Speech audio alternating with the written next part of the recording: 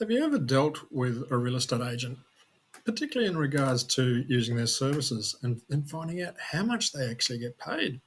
For a lot of people, that can be eye popping. And I'm going to take some time today to actually explain the mechanisms behind it, how to find out when you're getting a good rate, how to work out what sort of service level you're going to get, then just enabling you to make better decisions based on better information. Because quite often it's just a matter of being in foreign territory. G'day, I'm Peter Bender and I am a commercial real estate agent in Bundaberg. So that's a regional area of Australia. I deal with businesses and commercial properties of all sizes, from a couple of hundred grand up to multi-million dollars.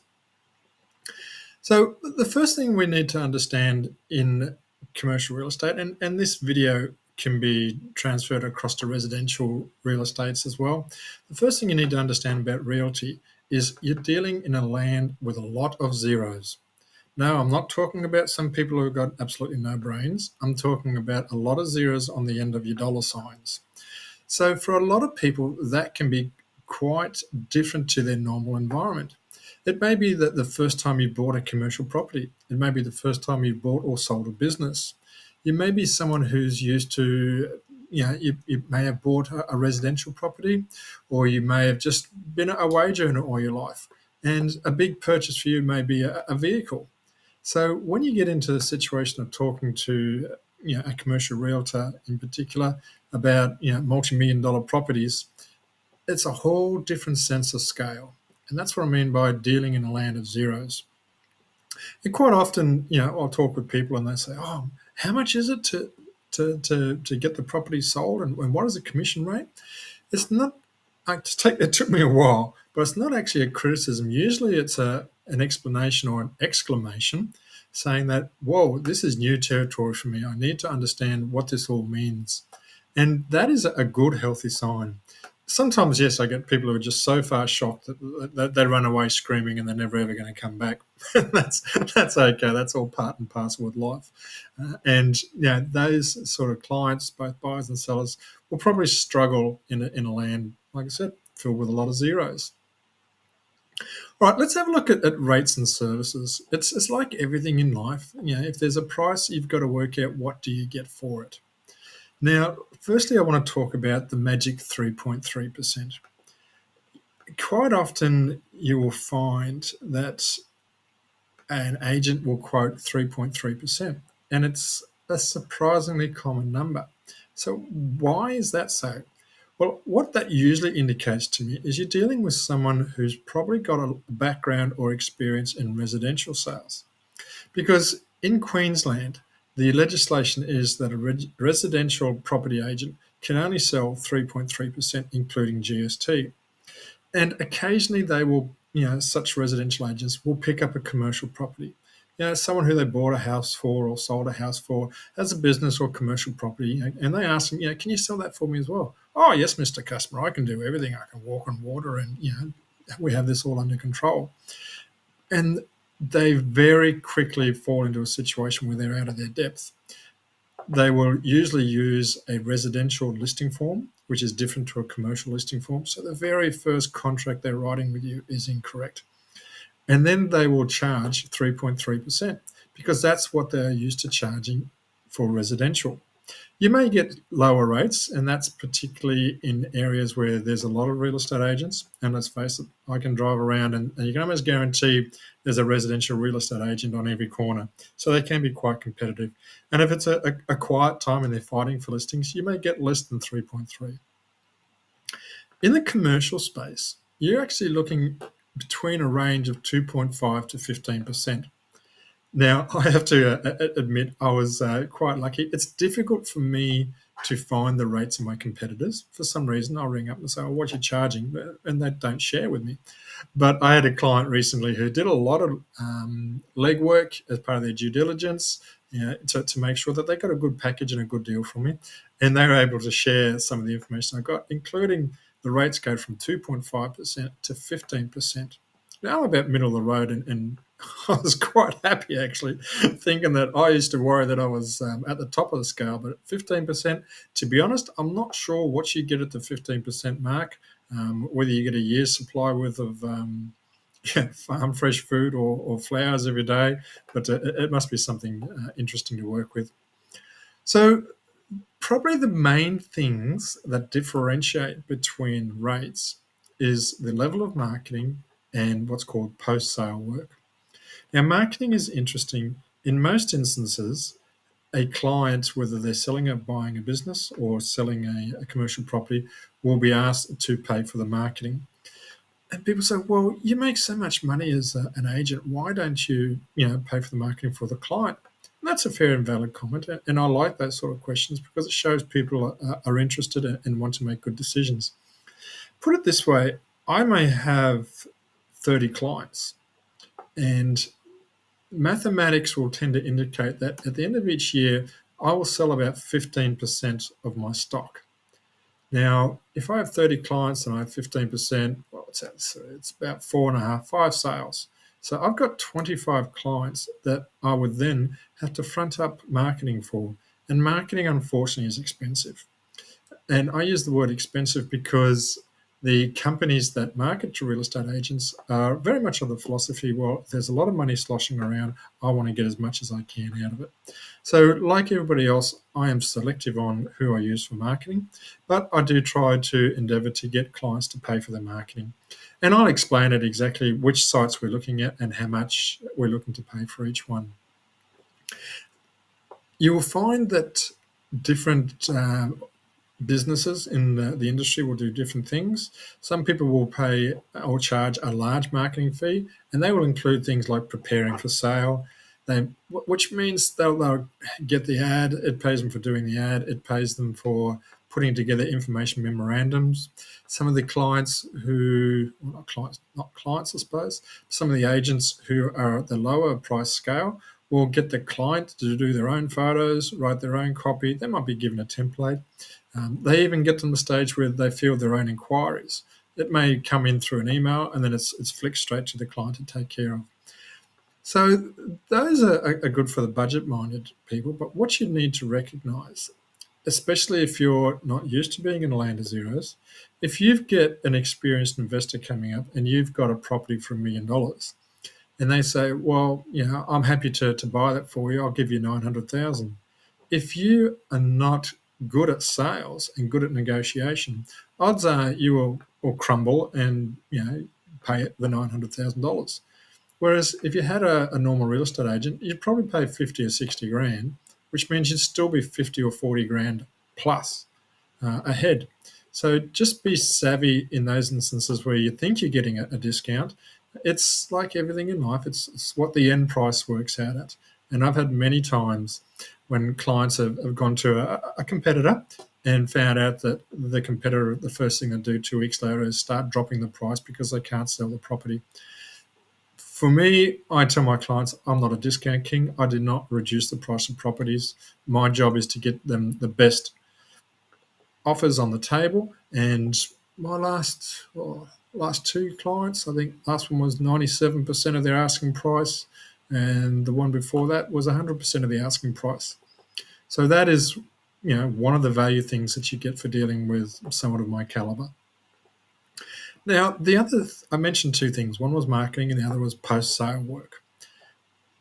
I tell clients that, when they get excited because they've got a contract, I said, that's great. Now my work starts.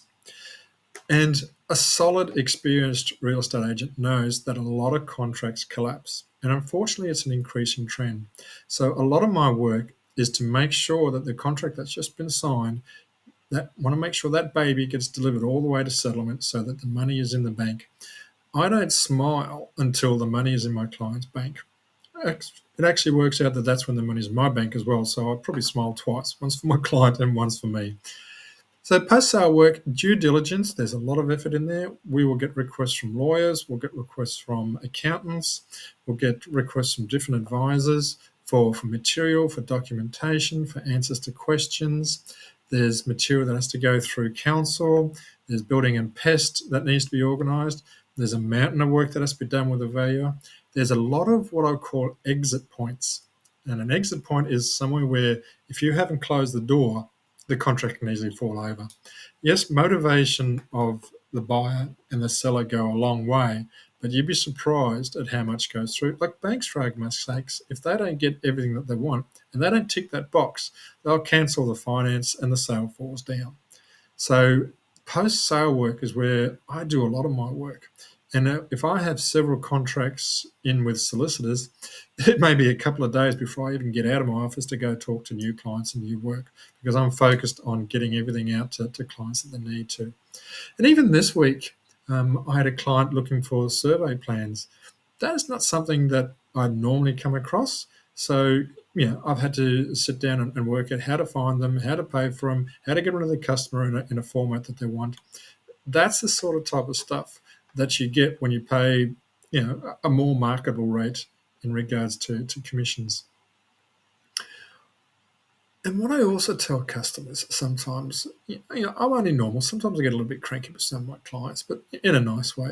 And they say, "Oh, yeah, I want to work with someone at the 3% mark, and I'm not going to do business with you until you get 3%." And I'll say, "Well, let's do what's called an open listing." And an open listing is when you can have more than one agent. There's pros and cons to it, but what I drive to my client is, if you're 3.3% or 2.5% client, agent can sell the property, good, let them do that. And you can pay them. If, however, I'm the one who sells the property, then you can pay me what I ask for. It's a true market variable. And quite often clients think about that and end up going with me as an exclusive aspect anyway, because I tend not to muck about and they know I'm going to give them as much in an offer as possible. Like I say, it doesn't matter what the price is. It's all about the results. Sometimes, sometimes you can be lucky, and myself can be lucky as well. But quite often, if you need to have skill, then that's where the extra money is required for. Another way of looking at it, and different people look at commissions and value of real estate agents in different ways. Let's have a look at a lawyer's view. People will say, "Wow, my lawyer charges $500 an hour. Wow, that's a fairly decent lawyer." And to get your contract through, you may be looking up for a couple of $1,000 to get your contract through. And I ask myself, people say, "Well, why do you charge more than lawyers?" Well, I say, well, a lawyer, their role is to protect a sale. But is a lawyer going to get you the client is going to buy your property for $1 million? No, they're not. The lawyer is there to write documents and essentially check the contracts that I've written anyway and make sure that you're protected. So there's a big difference to the amount of value to the deal that a lawyer brings compared to a real estate agent. Same with accountants. Accountants can get paid, a decent accountant is $250 an hour, and they may have a look through the financials for you.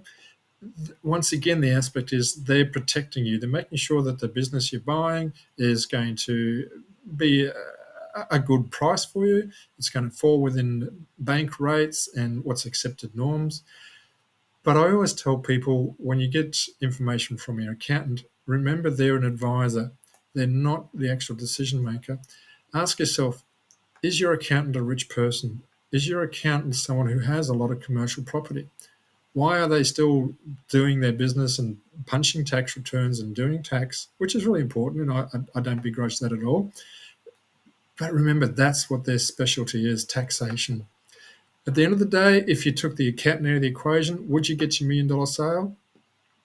Probably, because the real estate agent is the one who got it. If you didn't have your real estate agent, would your accountant get you your $1 million sale? No, obviously not. So that's the lawyer's view and the accountant's view. Now, when we talk in terms of a land with a lot of zeros, some people are used to working in that environment. And this is what I call people who are used to dealing with money. Here's a bit of math for you. And I've written it on this slide because, math isn't my strong point. I mean, let's face it, I can easily work out $1 million to $2 million and, everything in that sort of bracket. I always go up, so addition's easy. But when you start looking at division and that sort of aspect, I struggle. I need to write it out. Imagine my normal year last year. I had 50 weeks. I don't take a lot of holidays. It's basically the public holidays. And I do about 50 hours a week. So that gives you about 2,500 hours is what I worked last year. And that's probably similar to yourself, maybe a little bit more. And I made 2.36 million in sales. Now, if you divide that by 2,500 hours, that is $944 per hour is what I made for my clients. Now, I work in big numbers, so let's just call that $1,000 an hour. Your lawyer is not going to make you $1,000 an hour. Your accountant is not going to make you $1,000 per hour. If you have an employee and they make you $1,000 per hour, how much would you pay them? Would you pay them 3.3%? Would you pay them 5%? Would you pay 10%, 15%? Would you give them half? Would you do a profit share? That, I think, is perhaps one way to have a look at the value that a real estate agent provides for you. I make my clients $1,000 an hour. So, to me, that's verification of being successful, getting the job done. I tell my clients sometimes when they look at working out how much their commission is, because I talk in terms of percentages and amounts. So if it's a $60,000 commission for a multi-million-dollar business or $1 million business, depending on the rate that's negotiated, they look at me and say, "Wow, that's a lot." And I say, "Yes, I'm getting a big check, and you're going to get a mozza of a check." And then they usually look back and say, "Oh, yes, it's all relative," and they can understand it from there. Okay, so wrapping this up, at the end of the day, having a look at how much a real estate agent gets paid is a balance between service, success, value, and being fleeced. There are situations where you probably will pay too much for what you're getting. So, with the information that I've given you today, hopefully, when you look at things like marketing and post-sale work, you get a better understanding of what's available. I also recognise that it is tough to be a real estate agent. For argument's sake, it was a full year into my business before I made my first sale. So that is a high risk environment. It's not a case of rolling the dice and hoping the numbers come up, because a dice, if you get a 3 or a 4, that's middle of the range. It's more like flicking a coin. You either got heads or you don't have heads. So there's a lot of risk involved, and that needs to be factored in. I spoke with other real estate agents before, and a residential real estate agent, the average one, this is average, will make about 40 grand a year. This explains why there's so many residential real estate agents turning over, particularly youngsters, in their 20s. They have the dream. Unfortunately, they've been conned, let's call a spade, by some sales manager who works for the agency and has them dreaming of great and wonderful things. They're pushed hard, they work weekends, they work nights. And at the end of the year, 40 or 50 grand is not enough to pay for your mortgage. And that is why we have such a turnover, particularly when it's a normal cycle or a downward cycle in property. When they're selling a property a week, that's great. That's wonderful. Lasts for 3 or 6 months. They think they're King Kong and they do everything. But 2 weeks later, they haven't made target. They get sacked by their sales manager. And the poor guys and girls, they're like deer stuck in a headlight. So have a bit of a think for the people. Real estate agents can get paid a flat rate, but usually it is a commission-only basis, and they may get half of what the actual commission is. So you start to put those numbers through, and it can be a lucrative deal. It's great if you're in the CBD and your average sale is $100 million. yeah, life's great. But for most people, they have to work in suburbia or a regional area, and there's a lot of work involved in it. So it's a balance between sales and service. So how do you determine what's a good real estate agent? Well, look at referrals. Ask others. Talk to others who have sold or bought businesses. Talk to others who have commercial properties. They will usually tell you one way or another whether they're happy with their previous agent or not. And they will generally know who gives them contacts, who only rings them when they need to be looking for a sale. But referrals and brand name. If you've got someone that you see popping up regularly, who you see, I do a lot of education pieces and I do a lot of newsletters. I have a YouTube channel. I have a lot of Facebook work, and that is all to develop my brand so that when the time comes, it's a little bit like Harvey Norman. You know that every sixth ad in the football on the Friday night is going to be Harvey Norman. And when you go to furniture, it works. That's the way of using brand, and I'm much the same. Try and reach clients all over the place. That all costs money and takes time as well.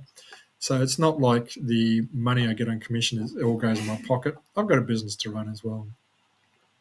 And the final point that I've got on there is birds of a feather flock together. So what do I mean by that? All right, if you have a commercial property and you want a good price, don't go to a budgerigar or a sparrow, because they only know other budgerigars and other sparrows. The clients that they have and they can approach are generally used to working on low numbers. If you have a commercial asset or a commercial property and you want a good price for it, then go and see a commercial agent who's used to dealing to the customers that you're looking for. So I have people who come up and they approach me because I have the big ticket items. The last listing that I had was, $4.5 million. Now in regional Queensland, that is a big ticket item. You only see half a dozen of those in a year, and I've got 3 of the last 4. So when people want to be dealing with buyers who have that sort of money, they come and see me because I'm connected to them. So that's what I mean by birds of a feather flock together.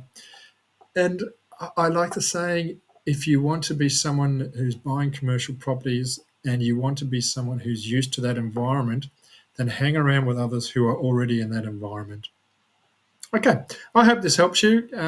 Drop me a note in comments on what you think.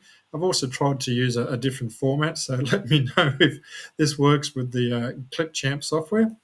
Otherwise, take care, God bless, and see you in my next video.